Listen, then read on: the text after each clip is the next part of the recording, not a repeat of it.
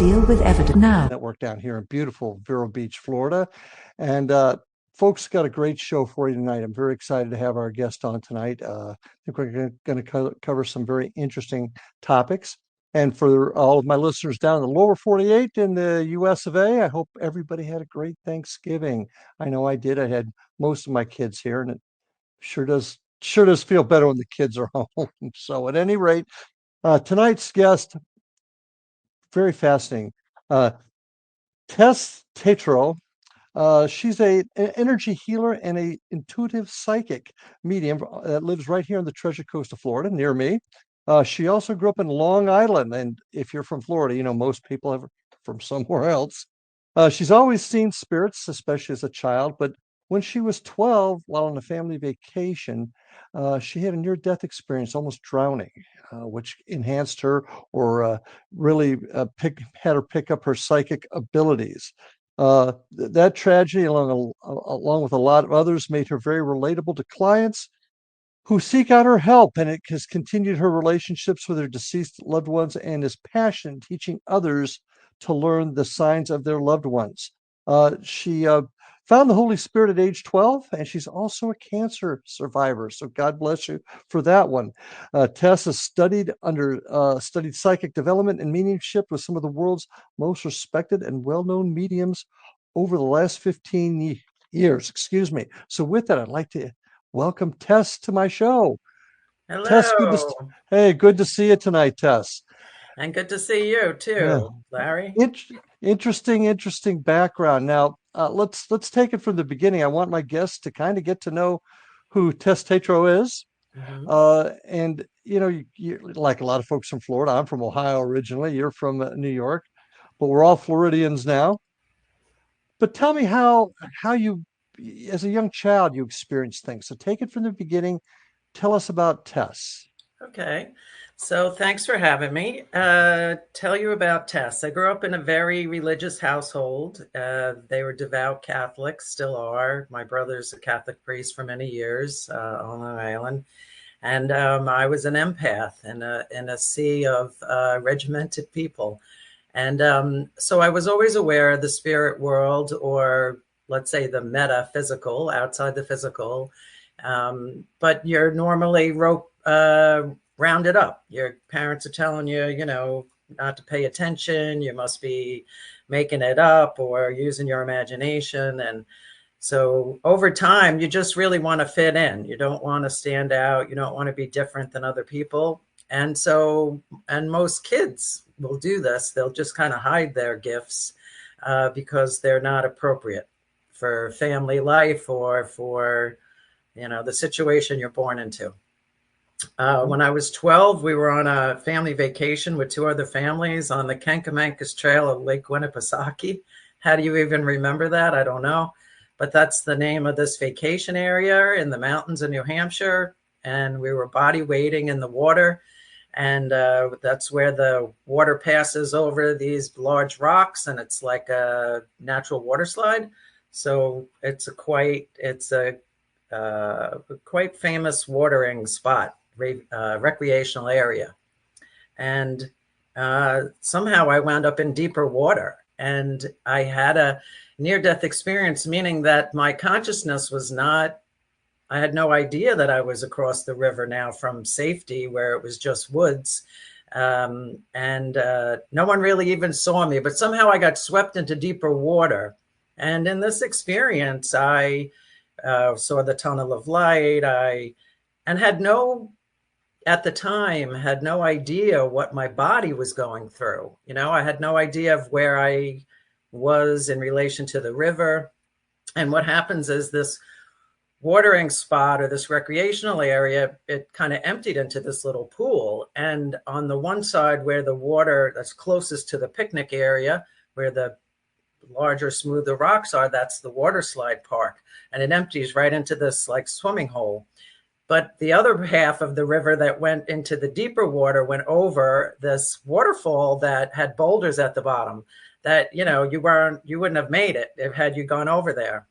And somehow my consciousness went to memories of my childhood, like even odd memories in this near death experience, because I didn't go straight to a tunnel with a light and feeling a pull there or feeling that overwhelming loving presence right away. I actually went to distinct memories, which I can recall like this all happened yesterday. Playing red light, green light on the neighbor's lawn with other children. They seemed very arbitrary like memories of such a short life. I was only 12 when this happened. And then went to an earlier memory of when my parents had bought this house on Long Island, and we were, I don't know, 2 and 4 years old. My sister and I, we were walking around the backyard, kind of discovering our new house and new yard. And I went to those memories, and then from there went to the tunnel of light. And I had a pretty typical near-death experience. I was aware of a greater presence there. I was aware of the overwhelming light that most people feel. I think the greatest thing that people bring back from that is that unconditional love. That's not something you feel very readily here. And it certainly wasn't anything I was really that in tune to, from my home upbringing either. Mm-hmm. It was a very judgmental household. So you were either right or wrong. You were good or bad. It was white and black. And it's all judgment. It's all your mm-hmm. behavior is all based, on judgment. So all this is going on in my head. I have no consciousness of where I am in the river. I have no idea that I'm in deep water and what's actually happening to my physical body. I was all in this mental picture in my head, and having this whole interior experience. Basically, I was told that it wasn't my time, and almost like a vacuum, the whole thing just went whoop and just ended. And then I'm looking around. Now I'm aware of where I am in this river, close to this fall that I wouldn't have survived. My hand's on a rock. I'm right next to the waterfall, but I didn't go over it. And now I'm trying to get the attention of the other people we were there with. And nobody knew you were missing yet. My dad was having a few beers, and like he normally did, and was flipping burgers by the grill. And I'm yelling for him because he's the closest one I could see. Didn't hear me, didn't see me. And then a boy, David, from another family we traveled with, he saw me on the other side of the river. And then someone had to get a rope from a trunk and had to make this human chain across the water in the shallow part, throw a rope out to me, and then get me back to safety to the other side, which was the picnic area. The other side of the river was just woods. There was nothing there. So that's that in a nutshell, in a, very condensed version. Pretty traumatic for a 12-year-old. I was born pretty fearless. So I can't say that I was traumatized by the actual, and I was a good swimmer too. So it wasn't that I couldn't swim. I think it was just the spot I was in. It wouldn't have been survivable. And I can't say I had so much fear, but it was funny because like no one had a clue, until I got their attention. Well, now you mentioned you had started seeing spirits at a young age. What age was that? Oh, probably 4 or 5. But my joke is that I shared a bedroom with a snoring sister for 18 years, and it was hard enough to get a good night's sleep. So had I said, who's the old lady by the closet? She is a very fearful person. I was very fearless, and we never would have slept. So I just pretended the old lady wasn't there. I covered my head with the covers and went to sleep. Then your NDE ended up really enhancing your abilities from what I gather. More so that, yes, but more so in a predictive manner, because as a kid, you're never thinking about your future, right? You're living in the moment. You're living in the day. So most of us, I guess, have more fear about our future. I did know when my grandfather got sick, and I did know, I knew his spirit had crossed. So that was more predictive in nature than it was as a kid, coming out of that experience, that near-death experience. It became more of a knowing, I would say, and more about future events. Interesting. Now you've mentioned you're an empath, and that means you feel what other people are feeling. but you call yourself also an intuitive psychic medium. What exactly is the definition of an intuitive psychic medium?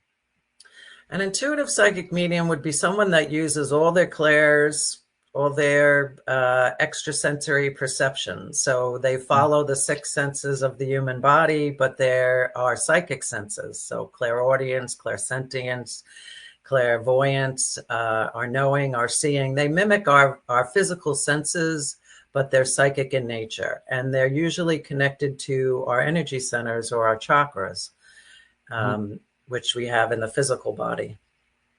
And if our chakras are, clear and energy is flowing, we can be quite receptive. Now, at the risk of we're coming up on our first break, but at the risk of going too far, for those that are not familiar with the term chakra, can you explain that? Well, chakras are considered vortexes, or by definition, they're wheels of light, and they're located. We have many in the body, but the most ones that are studied the most are the 7 main chakras of the human body. They start at the root or at the base of the spine and go up, and the 7th one is above our crown, above the physical head. What is it, an energy field? So there are energy centers located in our bodies. There's, a root, a sacral, a solar, a heart, a throat, a third eye, and then the crown. And they're energy vortexes that we're energy beings, really, Larry. So if we can start to think of ourselves like that, this may make more sense to some people. But this is from the Sanskrit tradition, the Vedics. They believe that, we have these energy vortexes located in the physical body. And when energy gets stuck in any one of these chakra systems, it can affect our physical health. And with that, we've got to take our first break. This is going to go quick, I can tell already. Okay. So folks, stay with us. I got Tess Tetrault with us, and we'll be back right after these messages.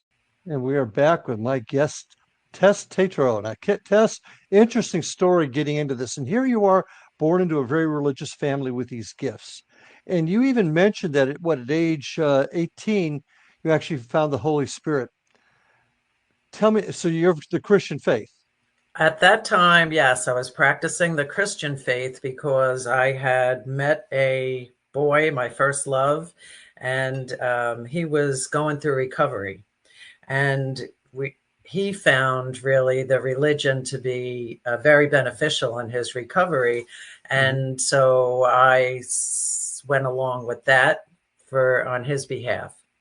I see. And while attending a service, I had the proverbial slain in the spirit experience, where you actually fall to the ground and someone's there to catch you, and the Holy Spirit takes over. And as a result of that occurrence, I started having the gift of tongues. Now, some people believe that that's also prophetic in nature. Then another gift in that religion would be, of course, interpreting those type of tokens. But Larry, here I'm gonna give you a monkey wrench right now. So now I'm wondering, how does that correlate to light language? Right? So do you understand what light language is? No, explain it to me. Okay, so light language is a phenomenon where people that do channeling, and it not always, well, it's got to be some interstellar or interdimensional being that they're channeling. So whether that be an angel or a guide, or perhaps another interterrestrial person, right? Another entity, an ET entity, and they sound very similar. And it makes me wonder if this, speaking in tongues is really another form of light language that now has become really prevalent in our society, with people channeling entities, where these sounds come out because you really can't make sense of the sounds. And in my experience, this has been some kind of very strong prayer. So I'll give you an example. One time, when my son was in high school, he's 34 now. He was in high school, and he missed the bus, or somehow I needed to drive him to school. And as I'm leaving the school grounds, and I remember this so clearly, I was just taken over by this need to pray in Okay. tongues. And I had no idea who it was for or why I was praying, but it was almost like a very fervent prayer. Like I had to pull my car over because I felt like I was really interceding for someone, almost life and death. And I didn't know, but I continued until it passed. After a few minutes, then I kind of composed myself and, finished my ride home. Later on that day, I found out that my brother-in-law's father had had a heart attack on the operating table. And I felt like that prayer was interceding for his behalf. And he did survive the surgery and lived, several more years after that. Had she not told me that, I may not have ever known why I was, praying so hard for someone. So But kind of what I'm hearing, do you see a direct connection between the practice of the Christian faith and what you're doing now? Is that what I'm hearing? no, I wouldn't say. I'm not trying to draw that. I'm not trying to draw the parallel to that. I'm merely posing the question, is speaking in tongues light language of some sort? Would be a connection to the Christian faith, though. Yes. So Well, I mean, speaking in tongues comes from the Holy Spirit in a Christian church. Tower of Yes. Babel, yeah, Tower of Babel, yeah. Right. Interesting. How did your parents take all of this, Tess? Not very good. How not, are they? not very good. They're still not very good. I mean, now, I do once a month, take a group of people to the beach, and we're Mhm. using the CE5 app and calling in ETs. And, they don't understand any of that. Yeah. Well, we're going to get to that in just a couple of things, because that's an interesting subject all in and of itself. Your brother, a Catholic priest, how? And I've got a particular reason for asking this. How does he take what you do?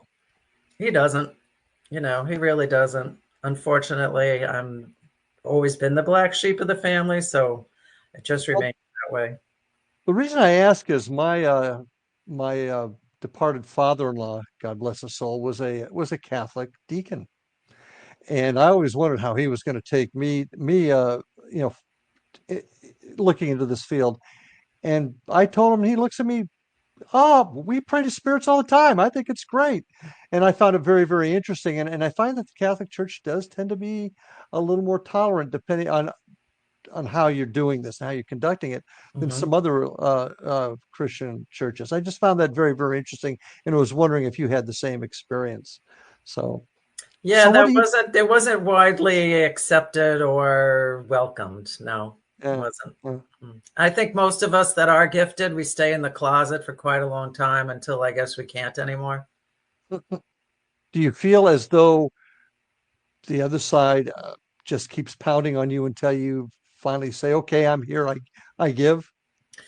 Well, Well, my gifts really opened up in a professional way in back in like 2020. I had started studying Reiki and got into a lot of meditation, but I went into meditation for a way of as deterring anxiety, And mhm. so I went to like I had a meditate class at the local library and got into meditating and met a guide right away who's been with me ever since. Very funny, has great sense of humor, and so, geez, where was I going with that?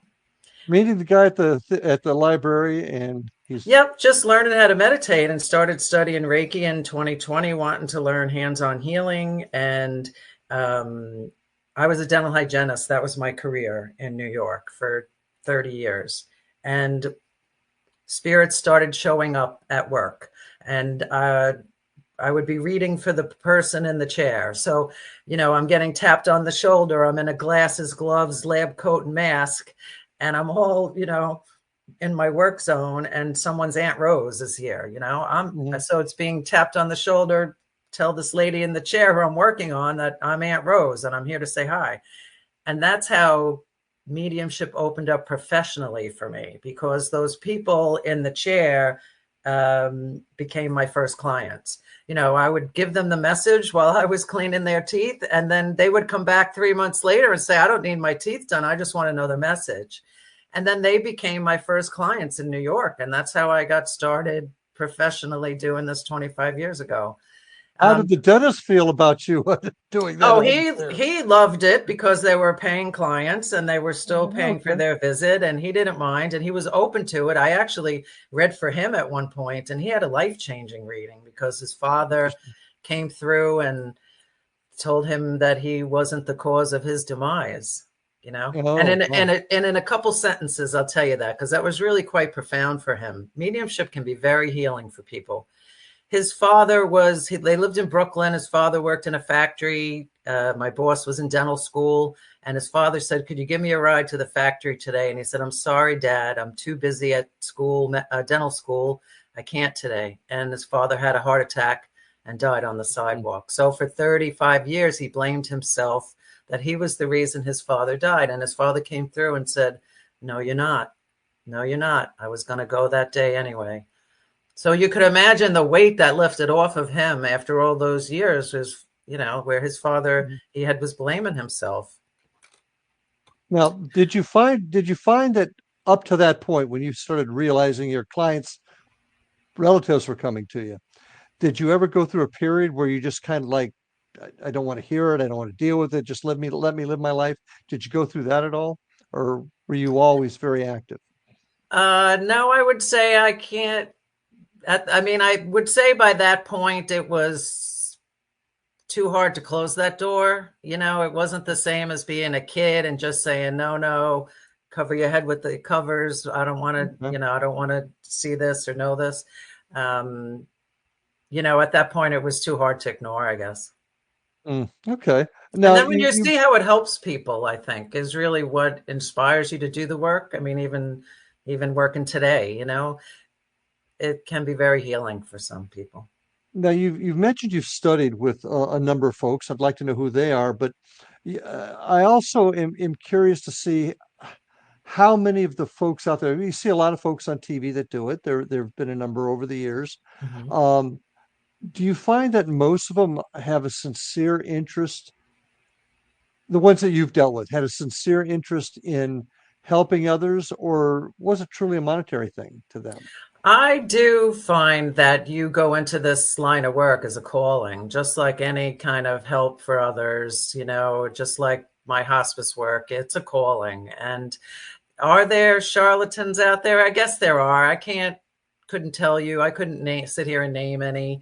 Um, I think that karma would eventually catch up to you if that was your true motives for doing the Mhm. work. Certainly, anyone that's out there purposely deceiving someone, I wouldn't want to see what the repercussions of that is, either in this life or the next Yeah, one, right? yeah. And I would think by how the people respond, you know, how does your sitter respond to the information? How does it land with them? Does it make sense, you know, with them? Mm. And you know, some of this can't be proven. Some of this, you know, you do in love and faith, you know. Right. A Uh, lot of things we do in faith, isn't there? right. And so my teachers were some you would know and some you wouldn't, like Janet Nohavik. She was an ex-nun who ran a church in New Jersey. I studied many years with her. She's deceased now, but and she was quite the stern teacher too. Tony Stockwell from the UK, John Edward, James Van Prague, um, Stella Upton. You know, Mhm. I would think some you've heard of it, but some you haven't. Yeah, several of those I have heard of. Mhm. It, Janet it's Nohavik brought in mediums from all over the world, though. So I even took a class with these two gentlemen from Canada that were excellent. That was one of the best classes I ever took. I think that was Brian Robertson was his name. So Mhm. I'm not sure that you would, you know them all, but some of them were bigger names. And it seems as though this desire to help over just kind of overshadows that what everybody, all of them are doing. Like I said, I do recognize some of those names. Is this what you do now? Is this primarily what you do now? Yes. Hmm. Okay. And all right, how many? And do you have a lot? How do people? Well, how do people find you? Are you on the internet type of thing, I or? have a website. Yes. In fact, a man called today from Vero and made an appointment and just found me on the web. So, yeah, Uh, so I have a website, and that's, I guess, or on Facebook, and that's where most people find me. do you find in times of like it's life's very difficult and very crazy right now around the world? Do you find that times like this cause folks to reach out to you more often than in quieter times? I would say yes, but I would think that they reach out more for private struggles than they do for, Okay. for universal struggles. It's more their personal things, what they're going through, dealing with the loss sometimes, not getting closure. Mm. Sometimes people die in questionable circumstances. You know this, law enforcement. And people can get answers even about the end of someone's life and was anyone else involved. I mean, Yeah. they've used psychics and law enforcement for answers like that. And I do Oh, believe those answers are possible. I do yeah. believe that you And with can't that, I force anyone to answer, but that's true. But I gotta unfortunately force you to stop right now because we got to go to a break. So stay with us, Tess. Folks, a lot more to come. We'll be back after these messages. And we're back with my guest, Tess Tetrault. Interesting conversation and quite a story getting up to this point. But now I want to ask you a philosophical question. What is it? What is it you're experiencing? What do you think the other side is? You've seen spirits. You've communicated with relatives that have passed with your clients. What is this? Is it heaven? Is it dimensions? What do you think this all is? I think it's all a succession of dimensions. And I believe that we're all into an interdimensional reality, and the third dimension being fixed and physical, and then the fourth being more spiritual and just going fifth and sixth, going higher and higher. So I believe that when we die, just the physical body is deceased. We go back to dust, either in a coffin or being uh, what do we call that? Cremated. Sorry, lost that word. Okay. And it's just the physical body lost. Our consciousness goes on. The personality goes on. And those things are very verifiable. Those kind of details in a reading when you're connecting to a spirit who's passed. The personality is something that is not lost. Mm-hmm. Until that soul decides to reincarnate, it continues to have the same personality or consciousness it did from its most previous life. So, meaning that you wouldn't you wouldn't maintain a personality from other lifetimes. It would just be related to the one most current. And so our consciousness survives and is just really in another dimension. Heaven is not a place, it's not a location, it's not, it's really just here in a different dimension that we don't easily see. So we pass our energy, spirit, however we want to describe it goes. Do we do we go to a place to recover? And you say you mentioned reincarnation and then come back. That would explain a lot of people that have deja vu experiences, to simply put. But what Mhm. about folks that come back in the same form that they were when they died in 1890? And when come back, what do you Uh, mean? The my same my form? my great great grandfather would appear to me as he did, and he passed away in say 1910. If he's regressing and then coming back, how would we see him in that form? Does that make sense? I'm not Uh, sure what you're asking, but I want to say that they can show up however they want. So okay, their consciousness that he could show up to you as a little boy, he could show up to you in his 30s or 40s, or he could show up to agreed. you as an old man, and that's going to be as individualized as we are. And I agree. In fact, we've had plenty of experiences where an old school in Fellsmere kids are there, but no kids ever died there. So it's got to be folks coming back from later years. But what I'm getting back, if somebody dies, they go on, and their personality would still be the same when you saw them until they reincarnate. Mhm. But Grandpa comes back, and Grandpa died 100 years ago. Great Grandpa did.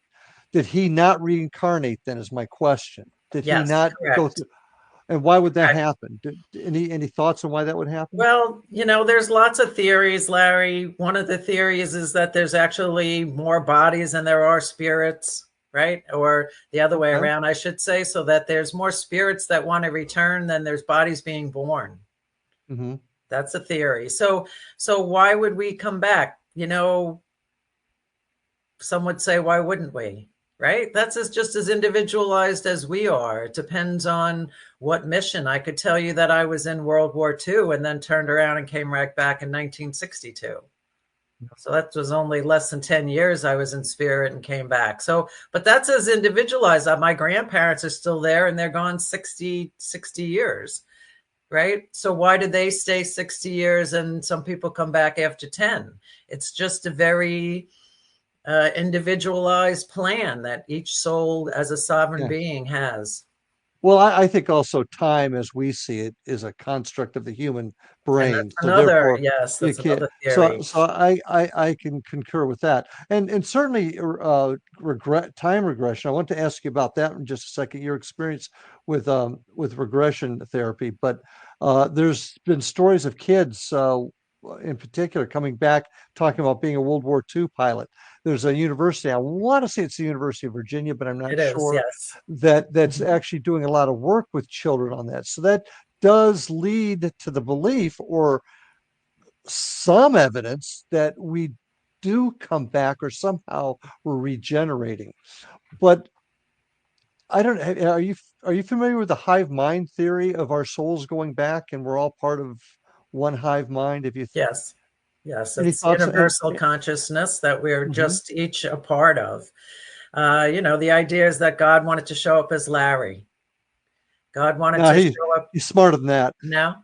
God wanted to show up as Tess. God wanted to show up, there's a spark of divinity in each one of us, right? Mhm. And I think we're really stardust, actually. I think that we're just cosmic light beings that probably most of us are hybrids of some sort. Mhm. When you do readings and you're talking to folks and they do talk to a relative, is it normally a relative that has passed recently or in the last few years, or have you actually talked to folks whose great grandparents may have come through? Both, actually. And it's different every time. I just actually read for Jill on Sunday, and she heard from a grandfather who's never come through in any readings for Mhm. her and has been gone, probably more than 50 years. So, yeah. So if they're still there and they want to speak up, they're, certainly welcome to. Oh, now another question. There's Tess doing a reading, and then there's Larry doing a reading with the same person 2 weeks later. Larry gives the client a little bit different information than Tess. Not necessarily horribly different, but different. Wouldn't people say, well, gosh, if one medium says it, the other's got to say the same thing, but they don't. How do you explain that, if I'm making sense? How do you explain one medium saying one thing and another medium saying something a little bit different? I would think that spirit is so smart that they know enough to use the consciousness of the medium because everything has to go through your brain to come out your Mhm. mouth. And Yeah. so, whether they give the information in a picture form, or they're saying words, or they're showing an item, um, it's going to have to go through my brain for me to put words to it. And so it is going to use my brain and consciousness to tell Your that life to experiences? tell right and to tell that story, yes, and my life Mhm. experiences. So like I said earlier, you want to not read the mail, you just deliver the letter. So you want to give it as close as you get it without putting a spin on it, without putting your idea of it, literally repeating what you see, hear, and feel, so But that if you're it not so that it's coming as direct as possible. Do you think that your readings, influence is probably a bad way to put it, but maybe uh, hinged with a little bit of your life experiences or how you view things, how you grew, the religious household you grew up? Is it possible that your readings also have a tinge of you in it based upon Sure. your, Yeah, yeah. absolutely. But that's why I think people will pick a reader based on, a comfortableness or, Mhm, some people could say, they read three different people's bios and just had a good feeling about you, or felt a mhm, connection of some sort, which definitely helps the reading. You do want to connect to your reader, and everyone's different. mhm. If you were 20 years old, you might want a 25-year-old reader. Most of my clients are 45 and older, so they might not want a 25-year-old reader, right? That And your life makes sense. experience definitely comes into play. I don't see how it couldn't, you know. Mhm. Uh, Gotcha.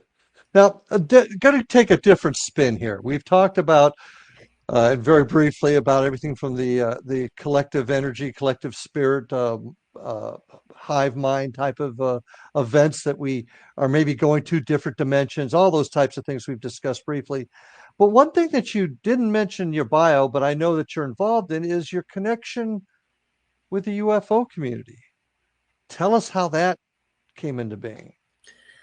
and I was going to send you a newsletter because it has the story in there, but then I didn't, and I apologize about that. But I came into UFOs and CE5 protocol was I had Time out. What's a CEI protocol for those of us, those out there that okay. I'm don't know? sorry. So let me rewind a little bit.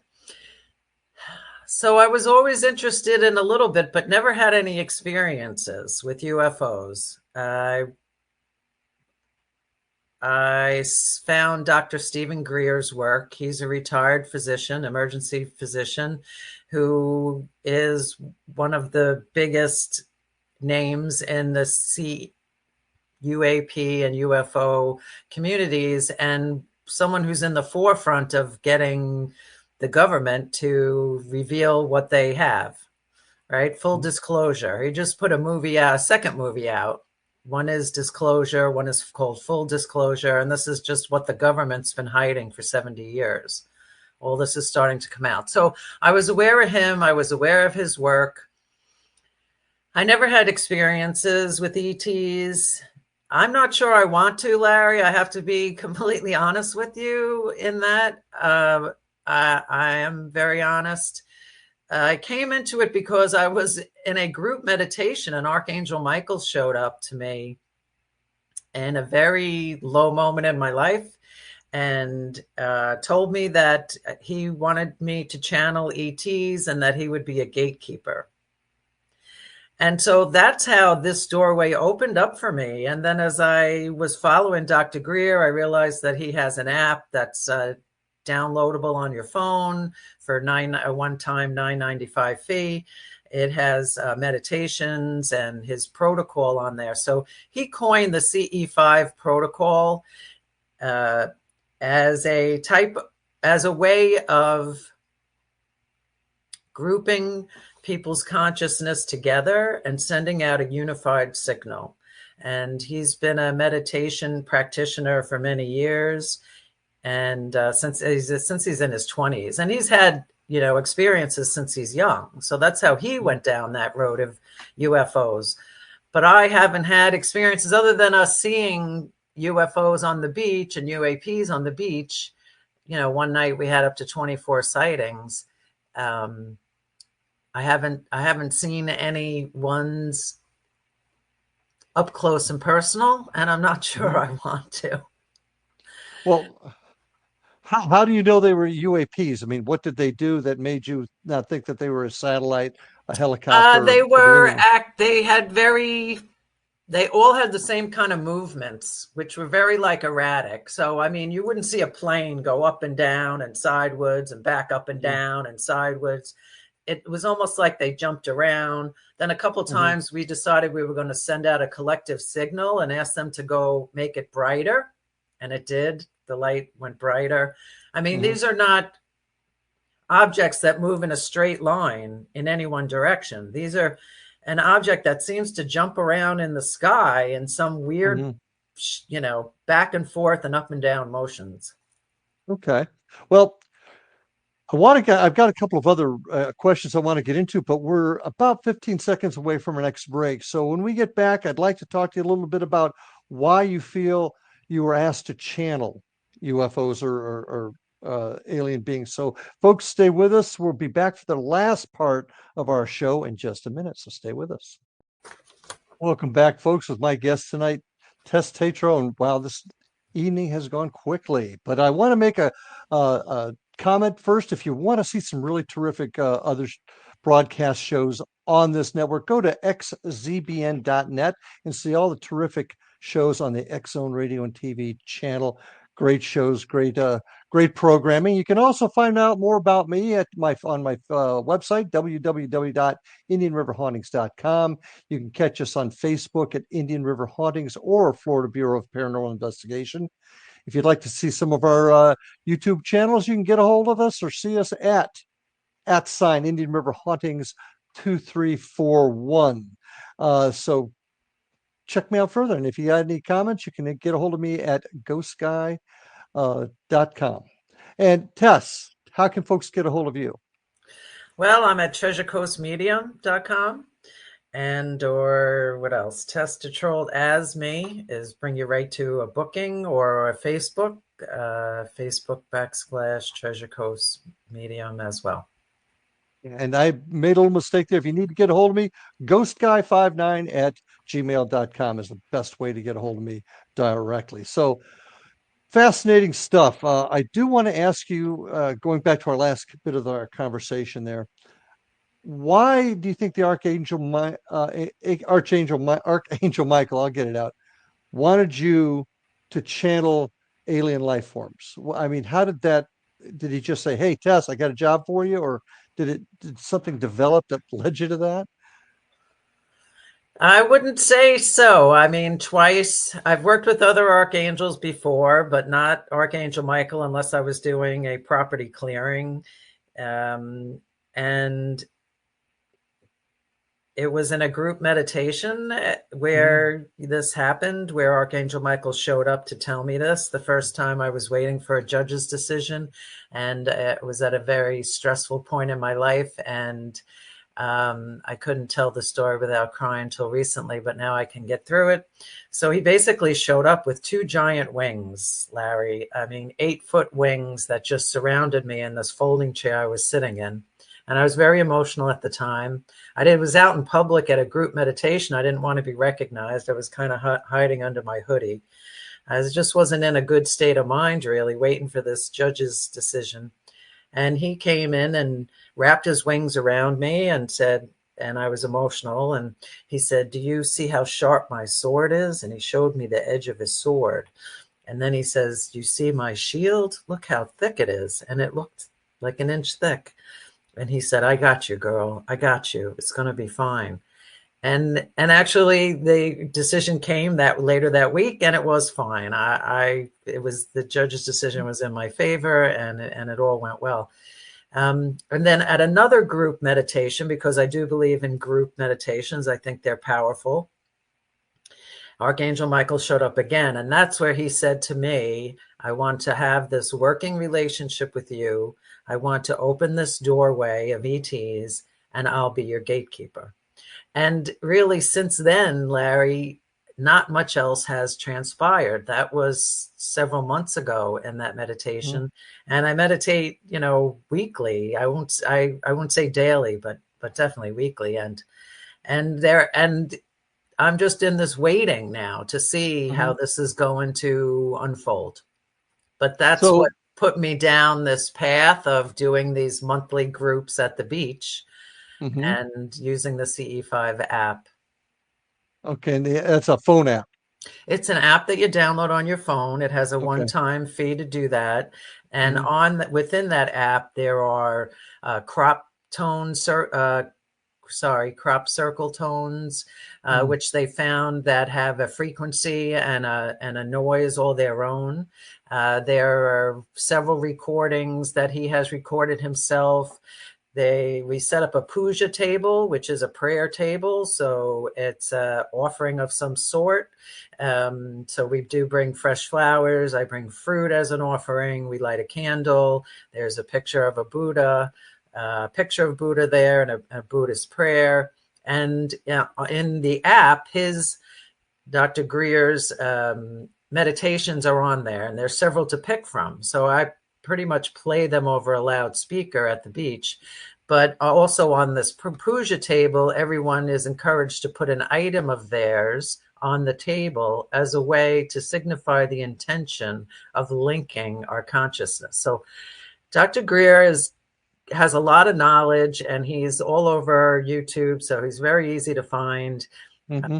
He studied really interdimensional beings and the different dimensions that are in space and the different types of beings that are out there. He feels that these beings have actually intercepted missiles. They've been spotted over nuclear plants, monitoring what goes on there. So, and none of this is new. All this information Okay. been around forever. But that's really how I got started down that road. Going back just a little bit, and I want to get back to Dr. Greer in a second. Archangel Michael coming to you, certainly a very well-known figure in the Christian faith. He came to you, said it's going to be okay. Do you find that that's further evidence that all of this is linked, that all religions are linked, the dimensions are linked, everything Yes, you're I feel experiencing? it's very universal. I feel that, in general, it's all very universal.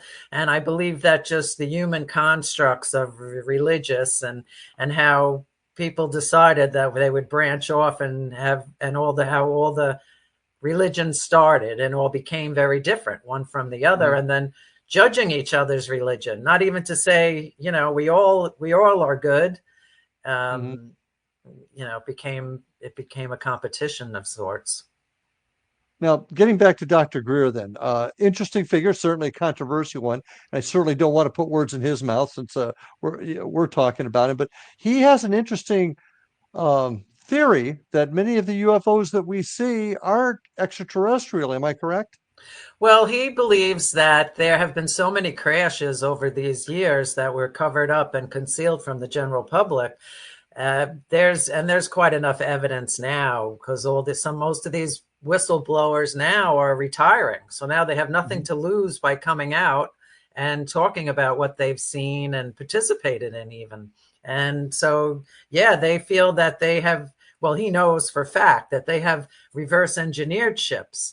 And that's the thing. Are we looking at one that's a true ET ship, or is it one that the American government has re-engineered to look like a ship? And they talk about how for 70 years, the government's been planning a fake crisis in the interstellar space. So they're believing that the government is ramping up to have a false flag or false narrative that these are going to be human fashioned spaceships, but they'll be trying to sell everyone, the general public. Well, that's why they're trying to get interstellar weapons, right? Which they did to some point. For what purpose? Well, because the false narrative is that these ETs here are dangerous and that they're going to start a war against us. And frankly, they've been here all this time. Why would they have not done it already? If they were here for negative reasons, well, what are they waiting 70 years for? And then some people believe they've been here. They built the pyramids. Some people believe that ETs and angels have more in common than we know. And that leads back to the question you just asked me, how connected is all this? I believe it's very connected. I believe it's just semantics. It's what do we want to call it? What religion do we want to name it? What entity? What do we want to call it? But these things have been around for a long, long time. This is not new. But But that's the false narrative that he talks about, that the government And is trying to fund interstellar weapons, saying that we need them against the ETs.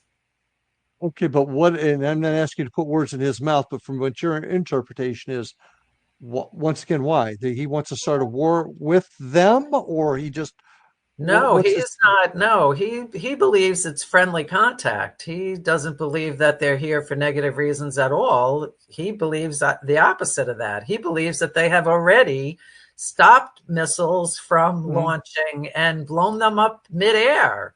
And that the ETs have physically done this. That the ETs Okay. have physically done this over nuclear plants that are in full operation now. And the whole thing is that the elites, the big money makers in our society, all make money when there's a war. So they all want a war. Even if it's a So fake war, it's still a war. so building up the arsenal, but not actually using it on anything right now, just to build it up, is No, what but you're they can, telling me. right, they can still fund it. They still want to get taxpayers' money to fund these weapons that we don't even need. Hmm. And they Now, have what? built some already. They did, I think, with Eisenhower, I'm pretty sure as President Eisenhower got money for Mhm. interstellar weapons. Like they had started it already, but I think over the years, maybe they weren't funding it as much. Well, there's a lot of talk, not just from Dr. Greer, but I've also heard it from other places that the Tic Tac, the famous Tic Tac that was caught by Navy fighter pilots, I believe off the East Coast. I think they may be both coasts, but are actually not extraterrestrial, but uh, aircraft or flying objects created by the Lockheed Skunk Works. Are you familiar with that at all?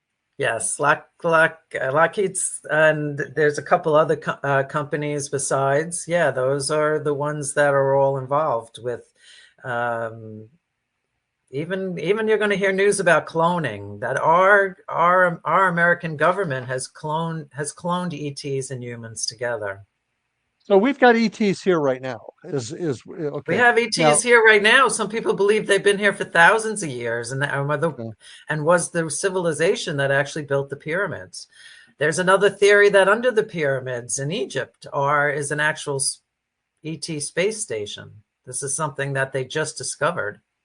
Well, I've also heard rumors that there's under the Griffith Park Observatory in California, there's a large uh, And containment also, center there's down. supposed to be places in the ocean Ah, okay. Now, as well. different types of ETs. These are not all from the same spot. I mean, we've heard of the Nordic ETs, the reptilians.